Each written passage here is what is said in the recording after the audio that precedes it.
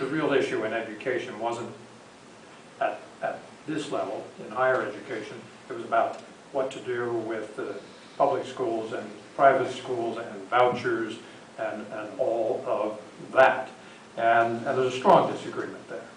Yeah. But there was agreement, and it's something that on Washington, D.C. and the federal government, we talk about vouchers. Well, the federal government provides vouchers for the District of Columbia. The schools are so terrible there that their funding, I think, is $7,500. Senator McCain wanted to increase that.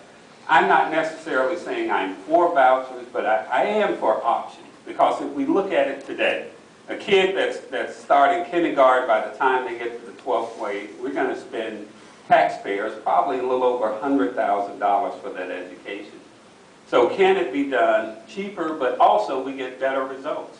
And I think that's going to be the crux as we move into the 21st century. We look at having a research triangle here and those that's going to be employed. You know, do they have the skills? And I think for me, it's really important and an issue that I'm passionate about. I came from a single mom, 6 kids, and out of high school went into the Air Force. From there went to night school and went on to the University of Maryland, got an undergraduate, then got out of the Air Force, went into banking, and went on to Texas for an MBA.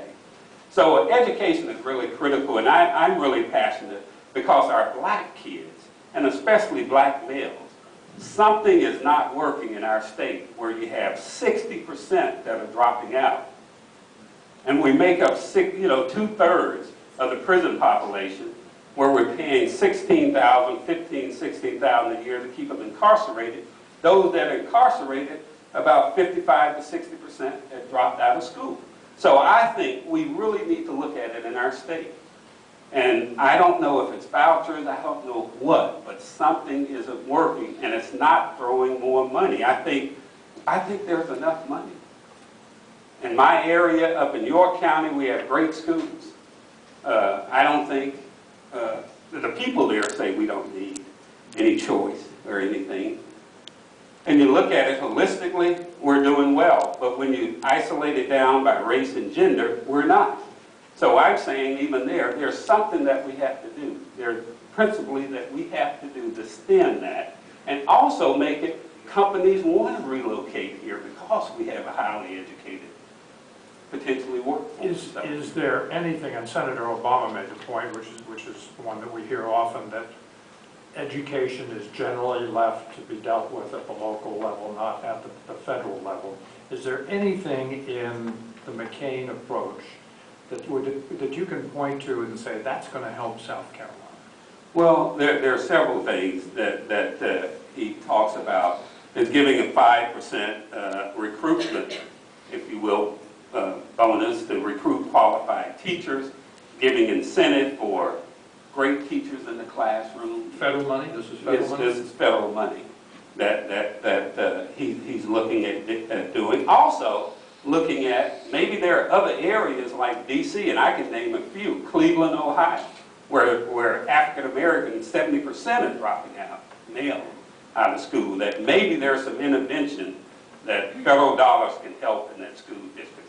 What that is, I don't know, but whenever we have crisis, we have great minds that come and form solutions. What's in the Obama campaign on education that would help this state? Well, first of all, Senator Obama is opposed to vouchers, federal money being used to provide vouchers to go to private schools, and so am I. Education is probably the most difficult problem that faces our country. I mean, we've got a lot, but if you look at what is required to prepare students, young people, to be competitive, not in the national market, but in the world market, you see that we're faced with challenges that we've never been faced with before. This whole thing of globalization is real. It is not imaginary, and it ain't going away. Senator Obama is willing and anxious to provide more funds to take the better portions of No Child Left Behind and adequately fund them. No Child Left Behind has never been adequately funded. It is true, as Glenn said, and I agree with you, throwing a bunch of money at education is not going to solve the problem. But you're not going to solve the problem without spending a lot of money. So, I mean, if you say you're not going to solve the problem by throwing a bunch of money at it, you're right. But if you imply by that we ain't going to spend any more money on it, you're wrong. We've got to spend it. And the particular challenges that Glenn has mentioned twice is real.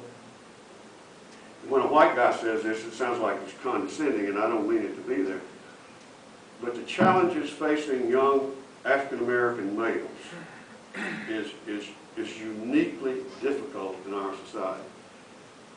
And I think what you will find from Senator Obama is a program that will invest more people and more money, who will focus on African-American, young African-American males, to try to make up for some of the lack of encouragement and opportunity that they've had. That's real. It's not racist to say that. It's not condescending to say that, but that's real. That's one of the principal challenges in America.